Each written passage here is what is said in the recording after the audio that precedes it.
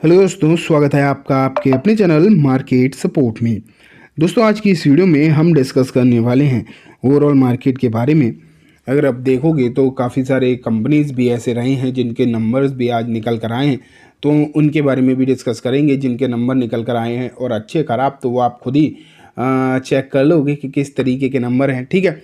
लेकिन overall American market की भी स्थिति जो है हमें देखनी है, क्योंकि ना अगर देखोगे तो अमेरिका के हिसाब से इन्फ्लुएंस बहुत ज़्यादा पड़ रहा है मार्केट पर। चलो स्टार्ट कर ही लेते हैं। डाउ जोन्स में अगर हम देखें तो आप यहाँ पर क्लियरली देख पा रहे हैं कि आपको हल्की फुल्की तेज़ी देखने को मिल रही है। आज भारतीय मार्केट की तो स्थिति अच्छी थी नहीं। ये तो हम सबने देखा कि भारतीय मार्केट में जो स्थिति आपको देखने को मिली वो काफ़ी ज़्यादा वीक रही। और ये जो भारतीय मार्केट है ये पिछले कुछ दिनों से लगातार ही दिक्कतों में है।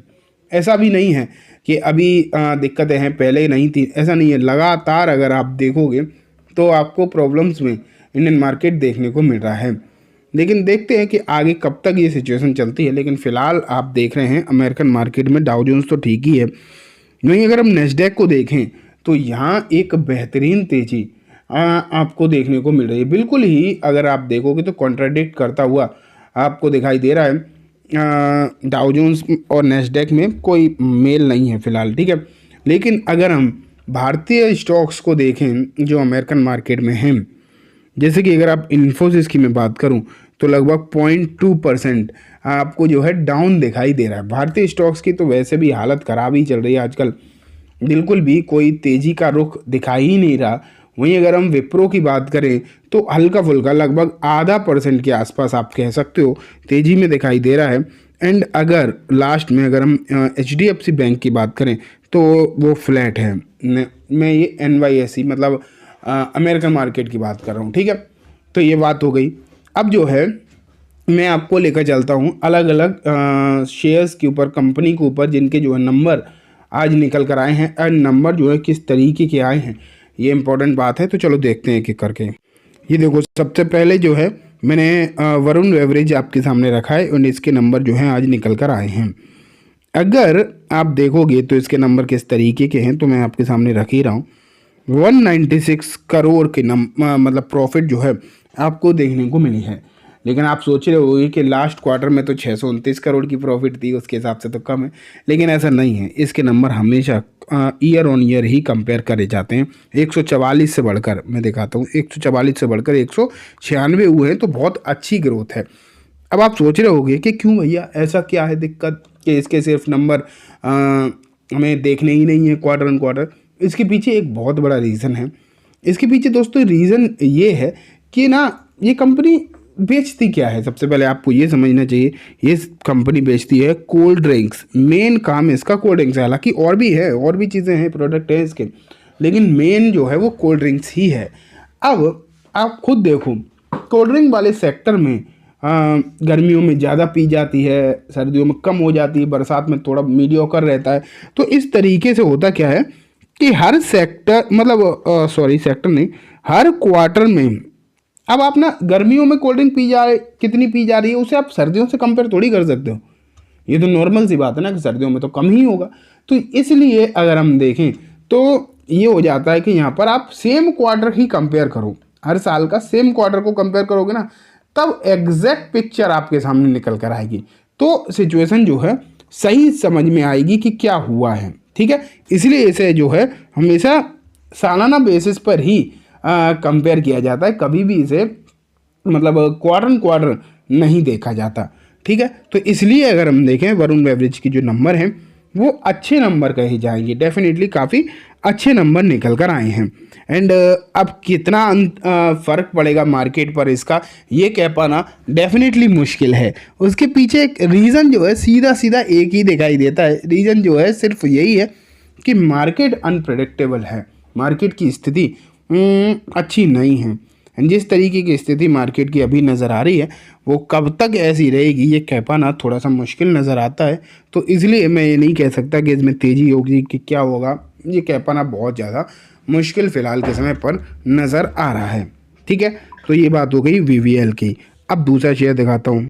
दूसरा अगर हम देखें तो आप यहाँ पर नायका देखो, नायका का जो प्रॉफिट है वो नेट प्रॉफिट इस बार 26 करोड़ का निकल कर आया है। अगर आप इसे कंपेयर करोगे पिछले से सेम क्वार्टर से तो 17 करोड़ का था, अगर यहाँ हम पिछले क्वार्टर से करें तो 13 करोड़। तो यहाँ भी अगर आप देखोगे तो नंबर जो हैं काफ़ी अच्छे हैं। नायका भी अगर आप देखो तो एक बेहतरीन नंबर पेश करने में कामयाब होता हुआ देखने को मिला है। एंड इस तरीके के नंबर भी अगर नॉर्मल सिचुएशन हो, ये बात ध्यान रखना, सिचुएशन अगर नॉर्मल हो तो आप ये मान के चलो कि इसका फ़र्क अच्छा पड़ता। लेकिन अभी सिचुएशन तो कुछ ऐसी है कि कभी कोई खबर निकल कर आ जाती, कभी कोई खबर निकल कर आ जाती, इसलिए आप किसी के बारे में फ़िलहाल कुछ कह नहीं सकते। आप जो है इस बात को सोच के अभी चल ही नहीं सकते कि क्या हो रहा है क्या नहीं हो रहा है, लेकिन जो भी है फ़िलहाल आप देख रहे हो। नेक्स्ट दोस्तों निकल कर आता है जिलेट इंडिया। जिलेट के भी नंबर जो हैं निकल कर आए हैं आज। एंड जिलेट के नंबर मैं अभी आपके सामने रख देता हूं। तो ये देखो नेट प्रॉफिट जो है 126 करोड़ का है, पिछले क्वार्टर में 133 करोड़ था। तो लास्ट क्वार्टर के हिसाब से इसके नंबर कोई बहुत अच्छे नहीं हैं, लेकिन अगर हम पिछले साल के हिसाब से देखें तो 104 करोड़ के सामने 126 करोड़ मतलब 22 करोड़ का प्रॉफिट इंक्रीज हुआ है। तो ये फिगर अच्छे ही दिखाई दे रहे हैं पिछले साल के हिसाब से। अगर आप देखोगे तो ये नंबर जो हैं आपको सब सही दिखाई दे रहे हैं। ओवरऑल मतलब ओवरऑल आप कह सकते हो सिचुएशन जो है ठीक ही देखने को मिल रही है। ठीक है, अब हम जो है आगे चलते हैं। अब दोस्तों शेयर निकल कर आता है पतंजलि फूड्स। यहाँ देखो पतंजलि फूड्स अगर आप देखोगे तो ये काउंटर जो है इसके नंबर जो हैं आपको देखने को मिल रहे हैं, वो देखने को मिल रहे हैं लगभग 71% का जंप।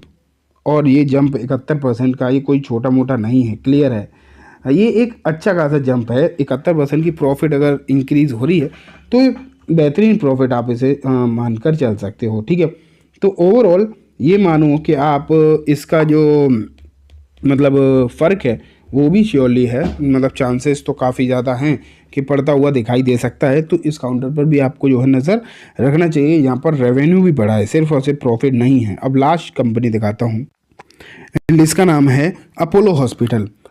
इसकी प्रॉफिट अगर आप देखोगे तो लगभग 51-52% तक बढ़ती हुई देखने को मिली है। एंड ये भी एक आप क्लियर दिखाई दे रहा है, एक बेहतरीन बढ़त आपको प्रॉफिट में नज़र आ रही है। ठीक है, तो दोस्तों ये कम्प्लीटली बात हो गई ओवरऑल सभी शेयर्स के बारे में। उम्मीद है आपको सब कुछ अच्छे से समझ में आ गया होगा।